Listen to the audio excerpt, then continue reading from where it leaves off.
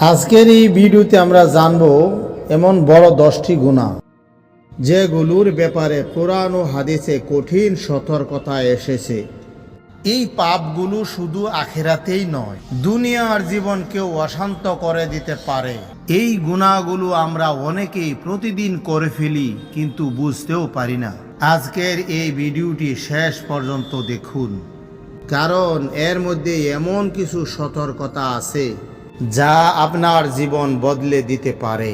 তাই এখনই সাবধান হন, দেরি হওয়ার আগে নিজেকে বদলে নিন। ইসলামে পিতামাতার অবাধ্যতা একটি ভয়ঙ্কর বড় গুনাহ। আল্লাহ কোরআনে স্পষ্টভাবে বলেছেন, তোমরা আল্লাহর ইবাদত করো এবং পিতামাতার সাথে সদ্ব্যবহার করো। ভাবুন তো, যারা আমাদের এই দুনিয়ায় আসার মাধ্যম, শৈশব থেকে কষ্ট করে বড় করেছেন, তাদের প্রতি সামান্য রুক্ষ কথা বলাও ইসলামে নিষিদ্ধ। নবী করিম সাল্লাল্লাহু আলাইহি সাল্লাম বলেছেন, মায়ের পায়ের নিচে সন্তানের জান্নাত। তবুও আজ আমরা অনেক সময় তাদের কষ্ট দেই, কথা শুনি না, অবহেলা করি। এটা শুধু অন্যায় নয়, বরং জান্নাত থেকে দূরে সরে যাওয়ার পথ। পিতামাতার দোয়া জীবনে বরকত আনে, আর তাদের কষ্ট দিলে জীবনে নেমে আসে অশান্তি। সম্মান ও সেবার মাধ্যমে তাদের খুশি রাখবেন, কারণ তাদের সন্তুষ্টিতেই লুকিয়ে আছে আল্লাহর সন্তুষ্টি। তাই আজই সিদ্ধান্ত নিন, কখনো তাদের কষ্ট দিবেন না। সর্বদা ভালোবাসার, সম্মান ও সেবার মাধ্যমে তাদের খুশি রাখবেন, কারণ তাদের সন্তুষ্টিতেই লুকিয়ে আছে আল্লাহর সন্তুষ্টি। ইসলামে জুলুম বা অত্যাচার একটি ভয়ঙ্কর গুনাহ। আল্লাহ তাআলা কোরআনে বলেছেন, নিশ্চয়ই আল্লাহ জালিমদেরকে ভালোবাসেন না। সূরা আল ইমরান। জুলুম মানে শুধু কাউকে মারধর করা নয়, বরং কারো অধিকার কেড়ে নেওয়া, অন্যায়ভাবে কষ্ট দেওয়া, এমনকি কথার মাধ্যমে অপমান করাও জুলুমের অন্তর্ভুক্ত। নবী করিম সাল্লাল্লাহু আলাইহি সাল্লাম বলেছেন, জুলুম থেকে বাঁচো, কারণ কিয়ামতের দিন জুলুম অন্ধকার হয়ে আসবে। সহিহ মুসলিম। আরও ভয়ঙ্কর বিষয় হলো, মজলুমের দোয়া আল্লাহ সরাসরি কবুল করেন। রাসূল সাল্লাল্লাহু আলাইহি সাল্লাম বলেছেন, মজলুমের দোয়া আর আল্লাহর মাঝে কোনো পর্দা নেই। সহিহ বুখারী। তাই আমরা যদি কারো উপর জুলুম করি, মনে রাখুন এর বিচার একদিন অবশ্যই হবে। আজই নিজেকে বদলাই, কারো হক নষ্ট না করি, কারো উপর অন্যায় না করি, কারণ ন্যায় প্রতিষ্ঠা ইসলামের শিক্ষা, আর জুলুমের পরিণতি অত্যন্ত ভয়াবহ। ইসলামের সবচেয়ে বড় গুনাহ হলো শিরিক, আল্লাহর সাথে কাউকে শিরিক করা। আল্লাহ তাআলা কোরআনে বলেন, নিশ্চয়ই আল্লাহ শিরিককে ক্ষমা করেন না, তবে এর বাইরে যাকে ইচ্ছা ক্ষমা করেন। সূরা নিসা 48 নম্বর আয়াত। শিরিক মানে শুধু মূর্তি পূজা নয়, বরং আল্লাহ ছাড়া অন্য কারো কাছে সাহায্য চাওয়া, বিশ্বাস করা যে অন্য কেউ আমাদের উপকার বা ক্ষতি করতে পারে, এটাও শিরিকের অন্তর্ভুক্ত। নবী করিম সাল্লাল্লাহু আলাইহি সাল্লাম বলেছেন, তোমরা সবচেয়ে বড় গুনাহ থেকে বেঁচে থাকো। সাহাবারা রাদিয়াল্লাহু তাআলা আনহুম আজমাইনগণ জিজ্ঞাসা করলে তিনি বলেন, আল্লাহর সাথে শিরিক করা। সহিহ বুখারী। শিরিক মানুষের সমস্ত আমল নষ্ট করে দেয় এবং তাকে জান্নাত থেকে বঞ্চিত করে। তাই আমাদের উচিত একমাত্র আল্লাহর উপর ভরসা রাখা, তারও ইবাদত করা এবং সব ধরনের শিরিক থেকে দূরে থাকা, কারণ তাওহীদই ইসলামের মূল, আর শিরিক তার সবচেয়ে বড় ধ্বংস। 4 নম্বর হইতেছে নামাজ ত্যাগ করা। ইসলামে অত্যন্ত ভয়ঙ্কর গুনাহ। আল্লাহ তাআলা কোরআনে বলেন, তাদের পর এমন এক দল এলো যারা নামাজ নষ্ট করলো এবং প্রবৃত্তির অনুসরণ করলো, তারা শীঘ্রই গুমরাহির শাস্তি ভোগ করবে। সূরা মারিয়াম 59 নম্বর আয়াত। নামাজ শুধু একটি ইবাদত নয়, এটি ঈমানের পরিচয়। নবী করিম সাল্লাল্লাহু আলাইহি সাল্লাম বলেছেন, মানুষ ও কুফরের মাঝে পার্থক্য হলো নামাজ ত্যাগ করা। সহিহ মুসলিম শরীফ। আরেক হাদিসে এসেছে, কিয়ামতের দিন বান্দার প্রথম হিসাব নেওয়া হবে নামাজের। তিরমিজি শরীফ। যদি নামাজ ঠিক থাকে তাহলে অন্যান্য আমলও ঠিক হবে, আর নামাজ নষ্ট হলে সবই নষ্ট হয়ে যাবে। তাই আমরা যেন কখনো নামাজে অবহেলা না করি, সময় মতো আদায় করি এবং আল্লাহর সাথে আমাদের সম্পর্ক মজবুত করি, কারণ নামাজে হলো মুমিনের সবচেয়ে বড় শক্তি ও জান্নাতের পথ। ইসলামের সুদ বা রিবা একটি মারাত্মক গুনাহ। আল্লাহ তাআলা কোরআনে বলেন, যারা সুদ খায় তারা এমনভাবে দাঁড়াবে যেন শয়তান তাদেরকে পাগল করে দিয়েছে। সূরা আল বাকারা 275 নম্বর আয়াত। আরও ভয়ঙ্কর সতর্কবার্তা দিয়ে আল্লাহ বলেন, যদি তোমরা সুদ পরিত্যাগ না করো তবে আল্লাহ ও তার রাসূলের পক্ষ থেকে যুদ্ধের ঘোষণা শুনে নাও। সূরা আল বাকারা 279 নম্বর আয়াত।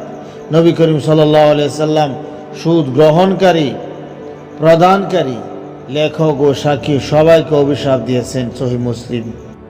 সুদ শুধু ব্যক্তিকে নয়, সমাজকেও ধ্বংস করে দেয়। এতে বরকত নষ্ট হয় এবং অন্যায় বৃদ্ধি পায়। তাই আমাদের উচিত সুদের লেনদেন থেকে সম্পূর্ণভাবে দূরে থাকা এবং হালাল উপার্জনের পথে চলা, কারণ সুদ থেকে বাঁচাই হলো দুনিয়া ও আখিরাতের সফলতার পথ।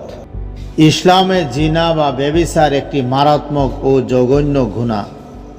আল্লাহ তাআলা কোরআনে স্পষ্টভাবে বলেছেন, তোমরা জিনার কাছেও যেও না, নিশ্চয়ই এটা অশ্লীল কাজ এবং খুবই নিকৃষ্ট পথ। সূরা বনী ইসরাইল 32 নম্বর আয়াত। খেয়াল করুন, আল্লাহ শুধু জিনা করতে নিষেধ করেননি, বরং এর কাছেও যেতে নিষেধ করেছেন, অর্থাৎ এমন সব কাজ থেকে দূরে থাকতে বলেছেন যা মানুষকে এই গুনাহর দিকে নিয়ে যায়।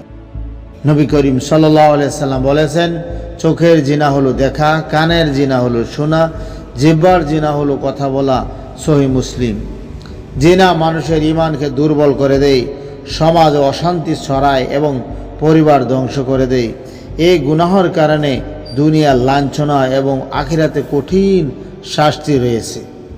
তাই আমাদের উচিত দৃষ্টি সংযত রাখা, হারাম সম্পর্ক থেকে দূরে থাকা এবং পবিত্র জীবন গঠন করা, কারণ লজ্জাশীলতা ও পবিত্রতা একজন মুমিনের আসল সৌন্দর্য। চুরি এবং মানুষের হক নষ্ট করা।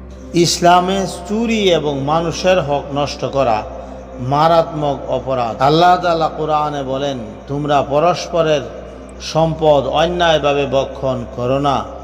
সূরা আল বাকারা 188 নম্বর আয়াত। চুরি মানে শুধু গোপনে কিছু নেওয়া নয়, ঘুষ, প্রতারণা, ওজন কম দেওয়া, কর্মস্থলে দায়িত্ব ঠিকভাবে না পালন করা, এগুলিও হক নষ্টের অন্তর্ভুক্ত। নবী করিম সাল্লাল্লাহু আলাইহি সাল্লাম বলেছেন, যে ব্যক্তি আমাদের সাথে প্রতারণা করে সে আমাদের অন্তর্ভুক্ত নয়। সহিহ মুসলিম শরীফ। আরেক হাদিসে এসেছে, কিয়ামতের দিন যার উপর মানুষের হক থাকবে তার নেক আমল নিয়ে তা আদায় করা হবে। নেক আমল শেষ হয়ে গেলে অন্যের গুনাহ তার উপর চাপিয়ে দেওয়া হবে। সহিহ মুসলিম। তাই শুধু আল্লাহর হক নষ্ট নয়, মানুষের হকও রক্ষা করা অত্যন্ত জরুরি। আজই নিজেকে যাচাই করি কারো হক নষ্ট করছি কিনা, কারণ মানুষের হক নষ্ট করলে তওবা সহজে কবুল হয় না, যতক্ষণ না সেই হক ফিরিয়ে দেওয়া হয়। মিথ্যা ও প্রতারণা। ইসলামে মিথ্যা ও প্রতারণা অত্যন্ত নিন্দনীয় এবং মারাত্মক গুনাহ। আল্লাহ তাআলা কোরআনে বলেছেন, নিশ্চয়ই আল্লাহ মিথ্যাবাদীদের সৎ পথে পরিচালিত করেন না। সূরা আজ-জুমআ 3 নম্বর আয়াত। মিথ্যা শুধু একটি খারাপ অভ্যাস নয়, এটি মানুষের ঈমানকে দুর্বল করে দেয় এবং ধীরে ধীরে তাকে বড় গুনাহের দিকে নিয়ে যায়।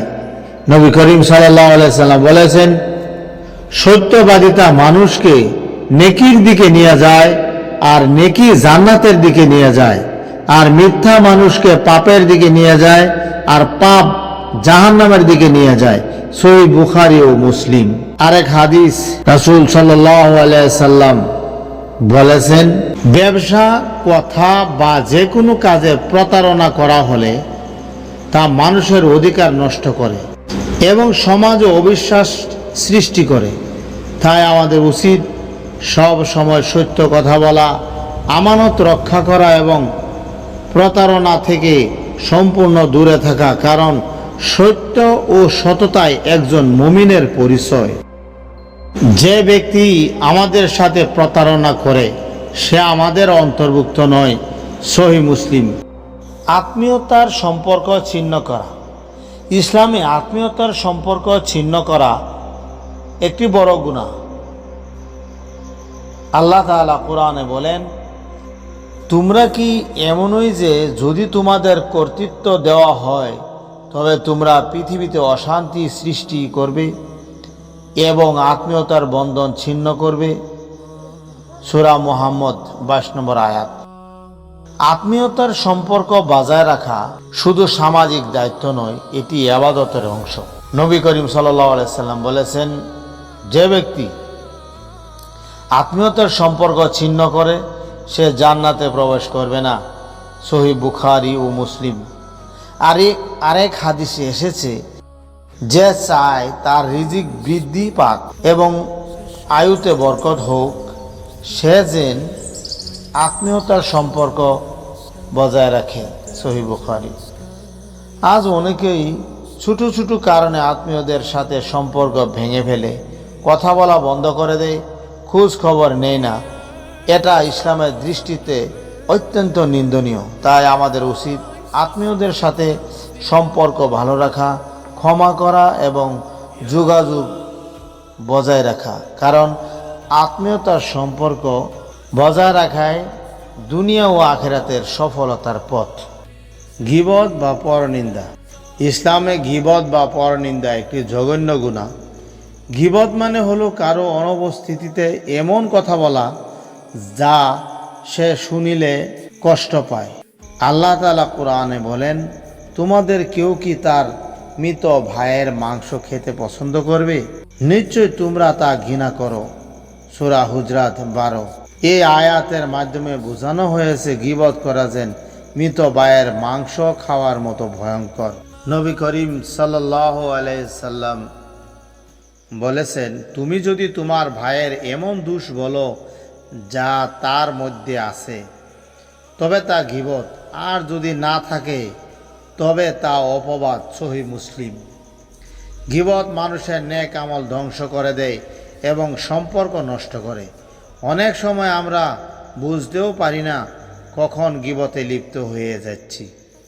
তাই আমাদের উচিত নিজের জিহ্বাকে সংযত রাখা, অন্যের দোষ না খোঁজা এবং ভালো কথা বলা, কারণ মুমিনের পরিচয় হলো সে মানুষের সম্মান রক্ষা করে, অপমান নয়। আসুন আমরা এই গুনাহগুলো থেকে বাঁচার চেষ্টা করি। আল্লাহ আমাদের সবাইকে ক্ষমা করুন। আমিন।